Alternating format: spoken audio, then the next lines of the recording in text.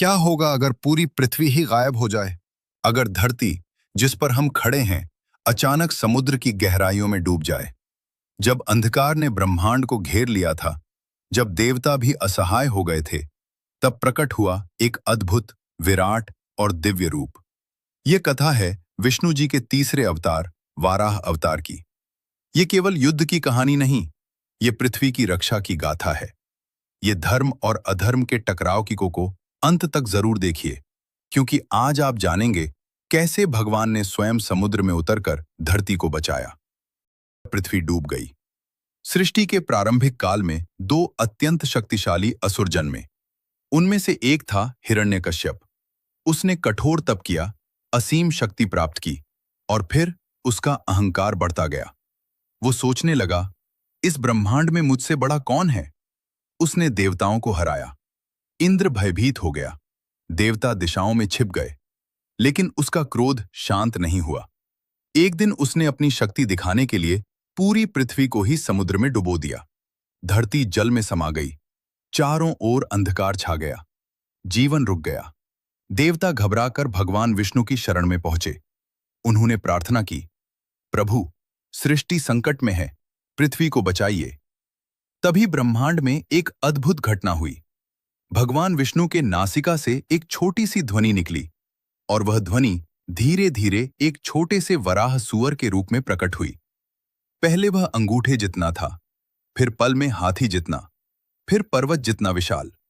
देवता आश्चर्य से देखने लगे। वह थे भगवान का वराह रूप। उनकी गर्जना से दिशाएं कांप उठीं, समुद्र की लहरें उछलने लगीं, और बिना एक क्षण गवाए वराह भगवान समुद्र में कूद पड़े। महासंग्राम। समुद्र की गहराई में अंधकार था, भयानक जलजीव थे, और वहीं छिपा था हिरण्याक्ष। उसने हंसकर कहा, कौन है जो मुझसे युद्ध करने आया है? वराह भगवान की आंखों में तेज चमक उठा। युद्ध आरंभ हुआ। शक्तियों का भयानक टकराव, गदा और प्रहार, जल में उठती लहरें, ब्रह्मांड तक गूंजती ध्वनि। देवता ऊपर से देख रहे थे। सभी की सांसें थमी हुई थीं।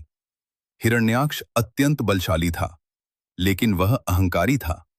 भगवान वराह शांत थे, स्थिर थे, धर्म के लिए लड़ रहे थे। लंबे संघर्ष के बाद एक दिव्य क्षण आया। भगवान ने अपने विशाल दांतों से असुर को परास्त कर दिया। हिरण्याक्ष का अंत हुआ। समुद्र शांत होने लगा। पृथ्वी की पुनः स्थापना अब भगवान ने गहरे जल में खोज की। वहां अंधकार में छिपी थी पृथ्वी माता। भगवान वराह ने उन्हें अपने शक्तिशाली दांतों पर उठाया। धीरे धीरे वे जल से ऊपर आए।